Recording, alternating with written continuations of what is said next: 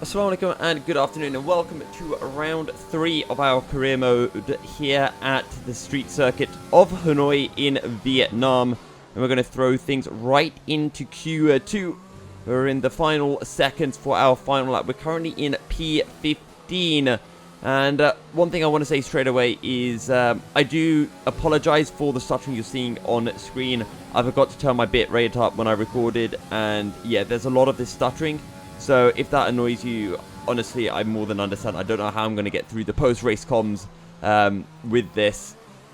And as you see, we have an absolute massive moment through the hammerhead, as I like to call it. We lose about 0.5 of a second. And that's a big issue that we've actually been having with the car throughout the entire race weekend. Almost four-wheel drifting. And it's just the car consistently breaking traction with the tarmac. And yeah, I've just got no words to really describe it. It was just horrible to drive. And I'm not sure if that's a chassis or an aero issue. But yeah, it was just really annoying. Either way, we've gained up the time as we make our way into the final sector. So yeah, we had at least another half a second to add on to whatever we get with this lap time. Our current best is a 37.5 and we're almost at 2 tenths up. But yeah, if the stuttering is annoying you, just skip straight to the end to see what happens. And hopefully I should remember in the future that we have a big moment through the final corner. We're 4 tenths up. We're going to come across the line and that's going to be a 37.1 or 37.0. Enough for P12. And remember, we did have a little bit more pace on that. 37.0, half a second would have seen a 36.5. So we could have got into the top 10 for the first ever time this season. And our car is getting better and better. So jumping into the race, we're going for a hard onto soft strategy. Drop the fuel down into lean and put the ERS on overtake. 11,000 RPM and away we go. We don't get the best of launches. Well, the launch itself was okay, but the second phase wasn't the best. We skim to the outside. We get shimmied out just a little bit by Carlos. Either way, we're up into a P9, and that's going to be Ocon who's having, oh, pardon me, Stroll who's having a little look.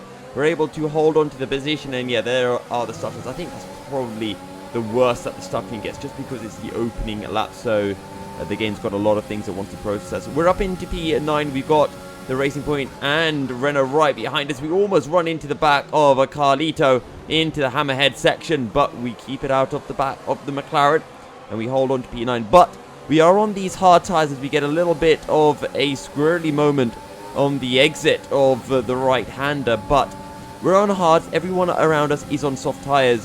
The hards are going to be so much slower. We just need to try to stick with the guys ahead, and then we will be in such a great position for our final stint. We saw it at Australia, and we will most likely be seeing it here as well. We get very close to Carlos as the Constantine effect really starts to kick in. Have a bit of a moment with just general understeer and lack of a turning circle through these hairpins. You'll see that come into effect, not just for us, but for the AI as well. We skip to lap 3, and as you can see, Carlos is well ahead. We have a moment, and Ocon will say thank you very much. But he's got past us on the first of the DRS straights. The DRS straight 2 is coming up, so we have a big opportunity. We cut across a part of the hammerhead. You can do this with strict rules. That is perfectly legal. We have a little think about going down the inside of Ocon through the long left-hander, but we can't quite pull it off. We slot in behind Ocon, we use some ERS, and at this point I thought, you know what, we're not really going to get the move, so I won't use all my ERS. You can see we've got a little bit of front wing damage on the front right of the front wing. Either way, we close in onto Ocon now on the run down into the hairpin. Can we have a little look? We're really late on the brake. We almost run into the back of him. We just got caught out a little bit, and even Stroll had a think about overtaking us. Now on lap 4, Ocon has pulled about 2 seconds ahead, and there you can see that four-way drift, the oversteer. Mainly oversteer rather than understeer, but it's just, the car is just so weird. And now Stroll is closing up to us, and he has DRS as well. We're just going to be a sitting duck, and it's weird because the car just four-way slides, whereas no other car would do that, even if you carry more speed. So it's weird how the game handling works in that scenario. Now Stroll's past us.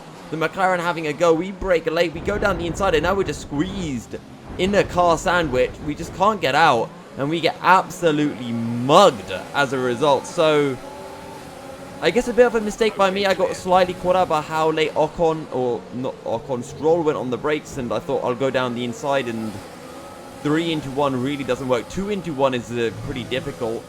Thankfully, we don't get any more damage on our front wing. Now, on lap 8, we've been able to keep the gap to Gasly ahead, or Kvyat, and loads of the other drivers are coming into the pits on lap 8. So when we go on our soft tires, our softs should be able to do 9 laps, I guess. If the others can do 8 from tires that did a qualifying run, maybe they can do 10 laps. So we kind of want to be pitting around lap 18 from these hard tires. Verstappen's come out of the pits right behind us. We're not going to be able to battle with the Red Bull, so we're just going to let Verstappen sweep around us. We'll go early on the brakes. We won't fight the position. Once again, apologies about this stuttering. It's pretty bad. Lap 10, we close in on to Kvyat. We pass Kvyat. Oh, and behind us there's a massive moment with the McLaren. I only just realized that we're too late on the brakes, and round the outside we go.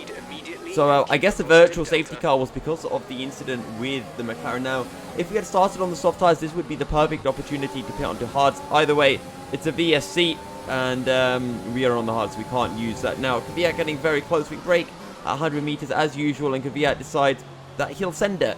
And it's a good move from the AlphaTauri driver. Obviously, I didn't like it because it means I lose a position, and a massive moment with the back end as we try to get on the power. And Ricciardo takes that as an opportunity for the Australian to kangaroo hop in front of us, and he does so with ease. We're down to P11 now. We've got another 5 laps to do on these hard tyres. On to lap 13, Ricciardo is now 7 seconds ahead with that soft tyre differential. Ocon closes up to us. He goes up through the inside, through the right kink, outside for the hairpin. We're late on the brakes. We get our nose in. Ocon leaves us room like a good boy. And we're really good on the traction. And to be fair, that's one good thing about the Salty Peanut racing car.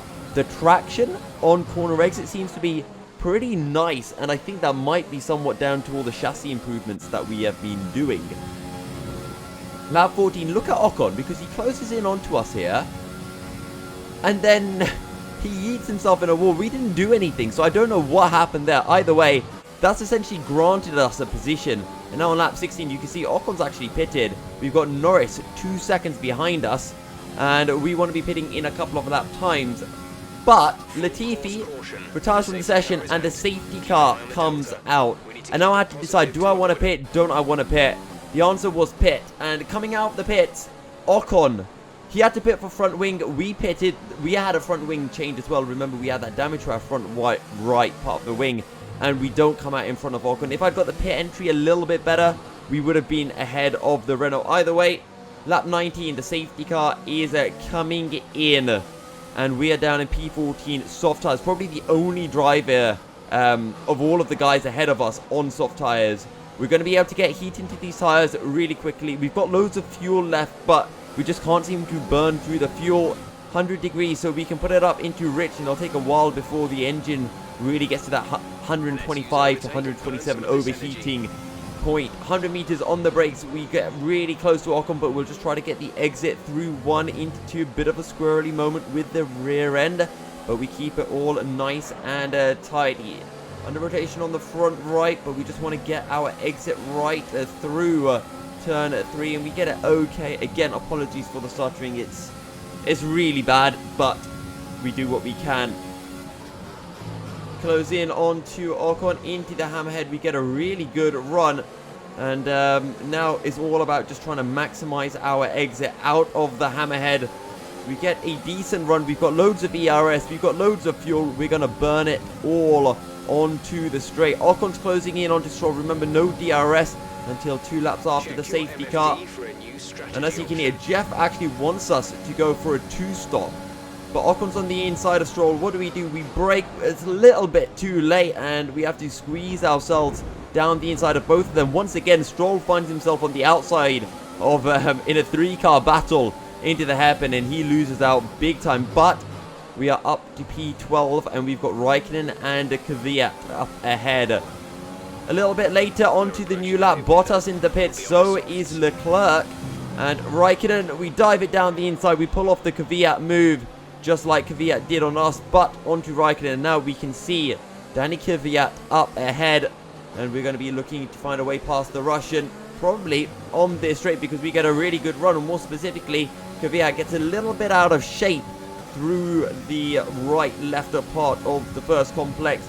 We're close to Kvyat break just before the 100 meters, and we squeeze our car down the inside. The back end goes squirmy once again, but crucially, we keep it on the circuit. We get a good run, and a little bit later on the lap, we close in onto Perez. So these soft tires have been absolutely beautiful so far, just as we expected. Perez moves to the right, we dive it down the inside. Thank you very much, we say to the Mexican. Up into P7, we get ready to start lap at 22. Maybe we could even have a dive down the inside, just like we did on Raikkonen. But here on to Norris, 100 meters, we brake, we have a think, but Norris is just a bit too far up ahead. We get really good traction with these soft tires, and we squeeze our car past through the long right-hander of turn 2. That's us up into P5. Max Verstappen 2.5 seconds up ahead with 6 laps remaining. Lap 24, we've brought the gap down to 1.3 seconds, so we are closing. But you might have been able to see there was a bit of smoke coming up through that right-hander on the left-hand side of the track. That was actually Danny Kvyat. And you will see Danny Kvyat is out of the session. And that means we have a safety car. Now, I am still not sure if this is a good or bad thing for us, because our tires were wearing out, and I think if we didn't have the safety car, they would have gone to over 60%. But it just ruins our flow. And I feel that with this car, we really do need that flow. Either way, it's a chance for us to cool down our tires, cool down our engine. But when the safety car did restart, we closed in onto Verstappen. But as you'll see here, that back end, I'm just really struggling to get the power down. And I honestly think if we didn't have that safety car, we would have overtaken Verstappen.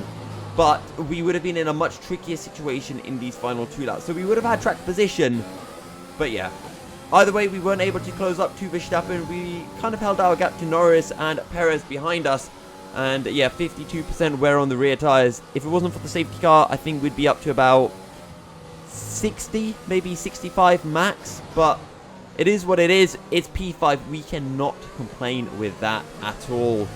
Vettel wins the race. We come through the final corner, and we will take a P5 for Salty Peanut Racing. Of course, it's not our best result after what happened last time out at Bahrain, but we'll take P5. And yeah, I mean, behind the 2 Red Bulls, really bad showing for the Mercedes drives. They're not even in the top 10. Hamilton down in P14. And if you look at our fastest time, it's up there. It's faster than all of the guys behind us. It's only the 4 in front of us who had slower times. Let's have your thoughts. You were cutting your way through the field during the race.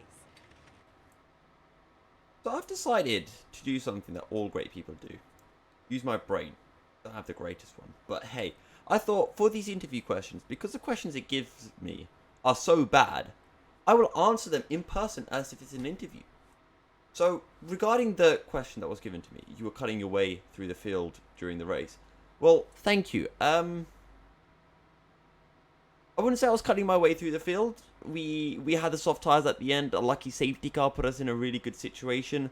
And we were able to make the most of the strategy. So, you know, big credit to the team for making a really good strategy call on the fly. The race kind of fell to us as a result, so we can only be thankful for that. You're breaking all expectations. What's your secret? We've been having a really lucky run so far. I mean, Bahrain, the race just really fell to us. We were expecting maybe to fight for some points, maybe get P11, P12 at most. So our race pace seems to be really good. If we can solve our qualifying issues, that would be awesome. But yeah, so far it's just been a case of being in the right place at the right time, getting a first place, getting a 5th here. We maybe could have got a bit more here at Hanoi, but you know, honestly, this is just a dream right now to be getting such fantastic results. Well, let me know if you liked that idea of interviews, and I can keep doing them. Now, as you'll see, Only one part failed, and it was the durability. So thankfully, all of the performance upgrades, they've come in. And just look, Salty Peanut Racing, the 4th best car. And once we get a next upgrade, we're going to be right up there with the top 3 as well. And this is exactly what we need. The difficulty of the championship right now is on 100. I'm going to knock it up to 103 for China. I'll probably bring it down for 100 to 100 for the likes of Monaco because I hate Monaco. But then from then on, it's going to be at 105. Just because I think we're battling for the top 10 now. And with these performance upgrades, I think it's going to be a bit too easy. So I want to make it a bit more difficult. So let me know if you want 103 or 105. Now, standings. We're actually second in the championship. And when you think about it, it makes sense. We won round 2. And we got P5 here. So that's a lot of points. Guys, we can actually challenge for the championship. I did not expect to be saying this. If we keep up the development, we can 100% challenge for the championship. It is a very, very real possibility. We're knocking up the difficulty to 105. So we really need to get our heads down. We'll see what China holds in store for us. But with these performance upgrades, we're going to be battling in the top 10. Without a doubt, we're qualifying in that top 10. Even at 105 difficulty, I believe we can qualify into the top 10 at China because it is a good track for us. And it's going to be a crazy, crazy good race. So yeah, thank you guys for tuning in to this episode. Again, sorry about the stuttering. That will be fixed for next time. If you don't know already, I do streaming. I do casting as well, open lobbies. Every Tuesday evening is the European Racing Series that I do. So yeah. Also, big thanks to Team Shizou for having me as a content creator for them.